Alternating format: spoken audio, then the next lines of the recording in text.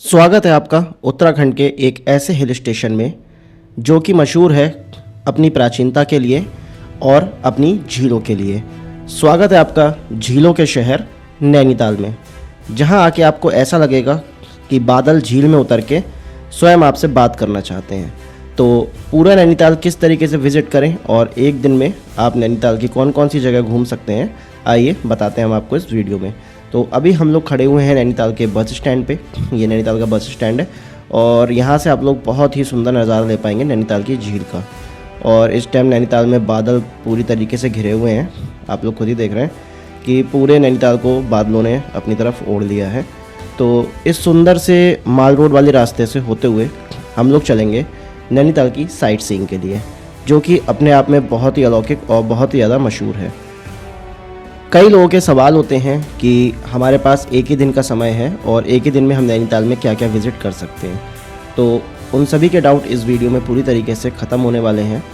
बहुत ही सुंदर झील का नज़ारा लेते हुए हम लोग बढ़ते हैं अपने पहले पॉइंट 12 पत्थर की तरफ। 12 पत्थर पहुंचने के बाद में आपको क्या देखने को मिलेगा, देखते हैं आगे की इस वीडियो में। अब हम लोग पहुंच चुके हैं 12 पत्थर। यहाँ पे बहुत ही मशहूर नैनीताल की लोकेशन है हवा महल। तो सबसे पहला पॉइंट आपका हो जाता है हवा महल। अब चलते हैं अपने दूसरे पॉइंट की तरफ। दूसरे पॉइंट पे हम लोग इसी रास्ते पे जब आप पेंगोट की तरफ आगे बढ़ेंगे तब आप पहुंचेंगे हिमालय दर्शन व्यू पॉइंट पे।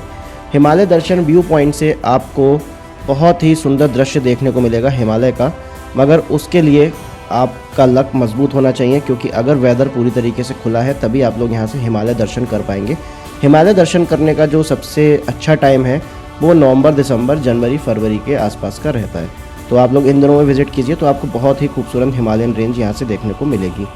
थोड़े बहुत आपको यहाँ पे फूडिंग वगैरह के भी ऑप्शंस मिल जाते हैं। अब हम आ गए हैं अपने दूसरे पॉइंट की तरफ। दूसरा पॉइंट जो हमारा रहने वाला है वो इसी हिमालयन दर्शन पॉइंट से थोड़ा आगे जब आप बढ़ेंगे तब आप पहुँचेंगे मैंगो लेक व्यू पॉइंट पे। यहाँ से जो नैनीताल की लेक है वो बहुत ही ज़्यादा ऊंचाई से देखने को मिलती है और आम के शेप में यानी मैंगो के शेप में ये झील आपको यहाँ पे देखने को मिलती है। इसीलिए इस व्यू पॉइंट का जो नाम है वो मैंगो लेक व्यू पॉइंट है।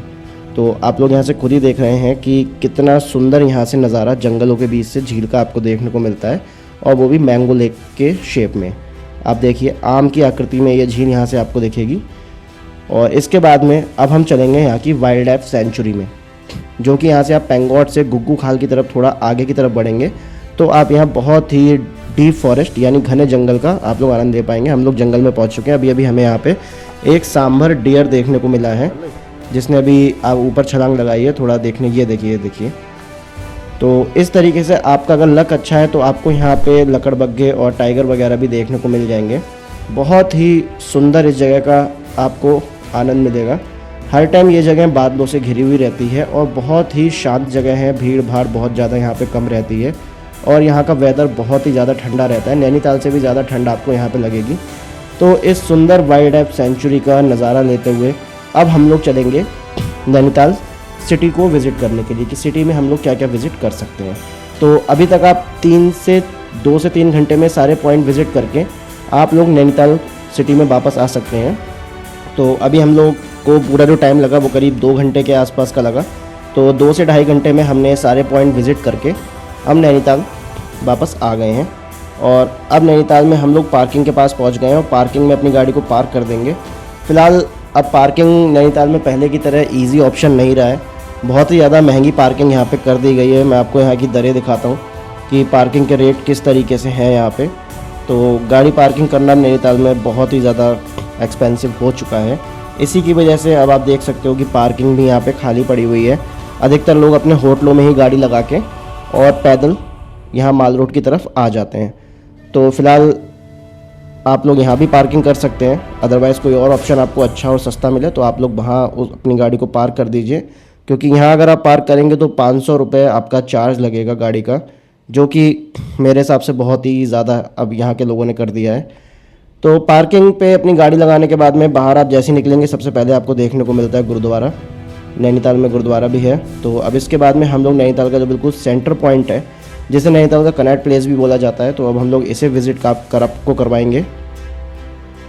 इस मार्केट में आपको ज़रूरत भर की जितनी चीज़ें हैं वो आपको सब यहाँ पे अवेलेबल हो जाएंगी और खाने पीने के होटल्स वगैरह भी यहाँ पे बहुत हैं। और सबसे जो यहाँ का पावन जगह है माँ नैना देवी टेम्पल, वो भी आपको यहाँ सामने को देखने को मिलेगा। मगर फ़िलहाल यहाँ पे किसी समय में दुकानें वगैरह हुआ करती थी, जो कि अब नगर पालिका ने पूरी तरीके से यहाँ पे दुकानें तोड़ दी हैं।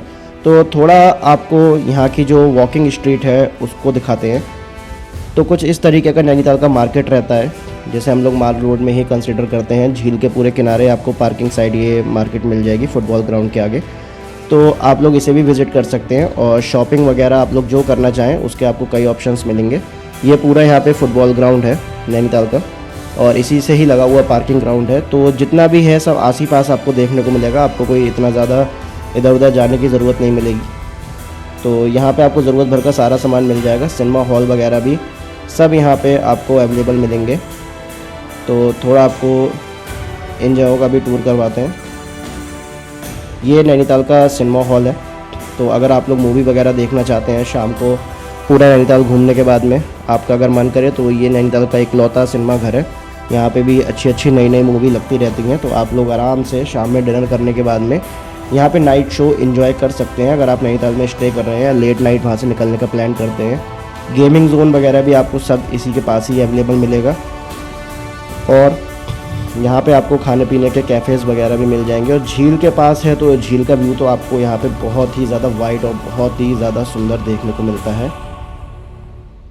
तो जहाँ पे आप अपनी फैमिली और फ्रेंड्स के साथ में इन मछलियों को देखते हुए और इन्हें थोड़ा बहुत खाना डालते हुए आराम से इस सुंदर झील का पहाड़ों के बीच में आप लोग आराम से टेंशन फ्री होके इसका आनंद उठा सकते हैं। और अगर आप लोग बोटिंग करना चाहते हैं तो इसी के पास में बोटिंग क्लब है, वहाँ भी आपको लेके चलते हैं और दिखाते हैं कि बोटिंग के चार्ज यहाँ पे किस तरीके से अब हो चुके हैं। तो यहाँ से ज़रा सा ही आप लोग नीचे की तरफ आएंगे तो आपको बोटिंग क्लब मिल जाएगा, जहाँ से आप लोग पैडल वाली बोट या चप्पू वाली बोट दोनों लेके आप लोग अपने सुविधा अनुसार झील का मज़ा ले सकते हैं। चार्जेस आपको सामने बोर्ड पे लिखे हुए दिख रहे होंगे। तो यहाँ पे आप लोग सही टाइम से आ जाइए, क्योंकि अगर आप 5 बजे के बाद आएंगे तो आपको सिर्फ चप्पू वाली ही नाव मिलेगी, आपको पैडल वाली बोट नहीं मिल पाएगी। तो अगर आप लोग अपने फैमिली एंड फ्रेंड्स के साथ में पैडल बोट का एंजॉय करना चाहते हैं तो आप 5 बजे तक आ जाइए। अब हम लोग विज़िट करने चलते हैं नैना देवी टेम्पल। मंदिर के अंदर वीडियोग्राफी अलाउड ना होने की वजह से हम लोग आपको बाहर से ही दर्शन करवाते हैं। बहुत ही पवित्र धाम है ये उत्तराखंड का माँ नैना देवी का मंदिर, जिनके नेत्रों से इस पूरी झील की रचना हुई है। तो जब भी आएँ तो नैना देवी के दर्शन ज़रूर कीजिए। मंदिर के पीछे ही नैनीताल की एक बहुत ही फेमस वॉकिंग स्ट्रीट है, जिसको हम लोग ठंडी सड़क के नाम से जानते हैं। तो नैनीताल में जो आप लोगों ने सुना होगा ठंडी सड़क, यही वो ठंडी सड़क है। और इस ठंडी सड़क पे शाम के समय में वॉक करने का जो मज़ा है वो आपको और कहीं फील हो ही नहीं सकता। यहाँ पे भी बहुत सुंदर सा एक बोटिंग क्लब बना हुआ है। वैसे तो आपको नैनीताल में कई प्रकार के और कई तरह के अलग अलग जगहों पे बोटिंग क्लब्स बने मिल जाएंगे, मगर कुछ जो यहाँ पे अपने आप में ही अलग बोटिंग क्लब्स हैं वो मैं आपको दिखाता हूँ। तो उन्हीं में से एक ये बोटिंग क्लब है। यहाँ पे जब आप एंटर करते हैं तो ये छोटी सी नहर टाइप की है, इसे आपको क्रॉस करना पड़ता है। और जब आप इसमें नीचे देखेंगे तो आपको बहुत ही ज़्यादा सुंदर सुंदर मछलियाँ यहाँ पे आपको देखने को मिलेंगी, और बहुत ही ज़्यादा साफ़ सफाई इसमें रहती है। ये आप देखिए कितनी भारी मात्रा में मछलियाँ जो हैं वो यहाँ पे अपने खाने की तलाश में हर टाइम यहाँ घूमती रहती हैं। तो बहुत ही सुंदर नज़ारा यहाँ का आपको देखने को मिलता है। और इसके बाद में इस बोटिंग क्लब से आप लोग ये चप्पू वाली नाव लेके, जिसमें एक बार में 2 पर्सन बैठते हैं और चलाने वाला बंदा जो व्यक्ति होता है वो आपके साथ रहेगा। पैडल वाली बोट को आप स्वयं चला सकते हैं, मगर इस वाली बोट में आपके साथ नाव चलाने वाला बंदा जाएगा। तो अब यहाँ से अब हम लोग इस वॉकिंग स्ट्रीट का थोड़ा नज़ारा लेते हुए, क्योंकि शाम का समय भी हो चुका है, फिर आपको यहाँ पे जो शॉपिंग कॉम्प्लेक्स है, जो यहाँ की मार्केट है, उसका आपको नाइट टूर करवाते हैं और फिर आपको लेके चलेंगे माल रोड, क्योंकि माल रोड की जो सुंदरता है वो रात में ही यहाँ पे देखने लायक होती है। तो अब हम लोग पूरा ठंडी सड़क पे घूमने के बाद में फिर से नैना देवी टेम्पल के बाहर आ गए हैं, और अब रात हो चुकी है। तो रात में जो यहाँ का नज़ारा है वो देखते ही बनता है, बहुत ही सुंदर नज़ारा यहाँ पर रहता है। शाम के अभी 7:30 बजे का समय हो रहा है, और हम लोग यहाँ से आपको सिनेमा हॉल वाले पॉइंट से नैनीताल का नज़ारा दिखाते हैं कि झील का कितना ही सुंदर नज़ारा यहाँ से आपको देखने को मिलता है रात में, जो कि ऐसा लगता है कि बादलों में दिए लगे हुए हैं। इतना सुंदर नज़ारा आप लोग नैनीताल का देखते हैं। और रात में यहाँ पे म्यूज़िकल परफॉर्मेंस भी होती हैं, सुनाते हैं आपको हमारे एक भाई की। तुझसे मेरा दीन धर्म है, मुझसे तेरी खुदाई। तुझसे मेरा दीन धर्म है, मुझसे तेरी खुदाई। तू बोले तो बन जाऊं मैं बुल्ले छो सदाई। मैं भी नाचूं मनाऊं सोने यार को करूं मैं। आओ पल पल का गॉड हैप्पी ये पल पल आता है, पल पल आता है, पल पल आता है भैया। उसके बाद पहाड़ों पे इतनी सुंदर और इतनी अच्छी म्यूज़िकल परफॉर्मेंस देखने के बाद में दिन ही बन जाता है। फ़िलहाल यहाँ तो शाम बन गई और अभी हम लोग इसी वॉकिंग स्ट्रीट पे घूम रहे हैं। तो फ़िलहाल अब बात करते हैं कि आप यहाँ पे साइट सीइंग अगर अपने व्हीकल से नहीं आ रहे हैं तो किस तरीके से करें। तो आप लोग ये सामने मेरे पॉइंट देख रहे हैं, ये गेट, आप इस गेट पे आ जाइए और यहाँ पे आपको बहुत ही सारी रेंटल टैक्सीज़ मिल जाएंगी।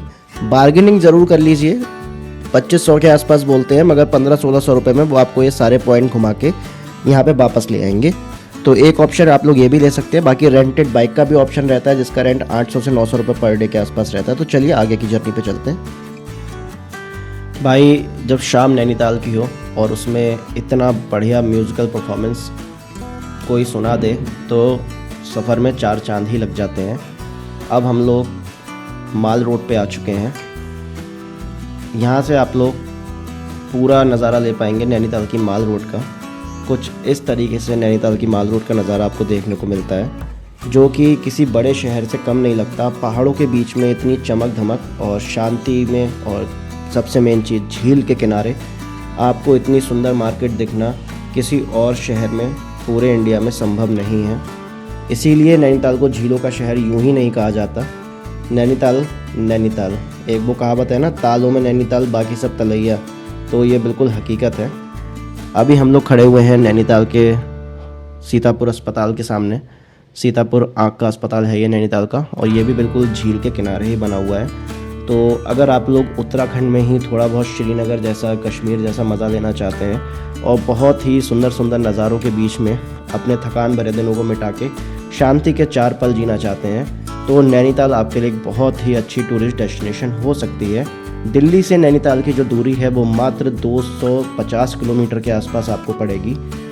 और अगर आप लोग किसी और शहर से भी आ रहे हैं तो सबसे नज़दीकी रेलवे स्टेशन जो है वो काठगोदाम पड़ता है, और यहाँ से काठगोदाम से या हल्द्वानी से आप लोग बाया टैक्सी या बाया बस आप लोग नैनीताल पहुँच सकते हैं। टैक्सी के नैनीताल जो पहुँचने के चार्जेस हैं वो आपको करीब 250 रुपये प्रति व्यक्ति के आसपास के रहते हैं, और बस से जो आपकी इस यात्रा का चार्ज रहने वाला है हल्द्वानी या काठगोदाम से करीब 100-110 रुपये के आसपास आपको उत्तराखंड रोडवेज की बस भी आपको हर टाइम यहाँ पे अवेलेबल मिलती है। 2-2 घंटे के फासले से नैनीताल के लिए चलती रहती हैं।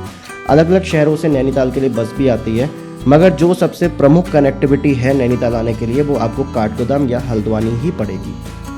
यूँ तो नैनीताल में विशेषताओं की बिल्कुल भी कमी नहीं है। आपको हर जगह एक नया नज़ारा और एक नया एडवेंचर आपको नैनीताल में मिलता है। मगर नैनीताल की कुछ मशहूर चीज़ें हैं। कैंडल बाज़ार, तो नैनीताल की जो कैंडल्स हैं वो बहुत ही ज़्यादा मशहूर हैं। तो जब भी आइए इन कैंडल्स को ज़रूर देखिए। हैंडमेड कैंडल्स होती हैं ये, तो ये नैनीताल का प्रमुख अट्रैक्शन है। फिलहाल अपनी इस वीडियो को यहीं पे समाप्त करते हैं। मिलते हैं उत्तराखंड की किसी और नई जगह पे किसी नई वीडियो।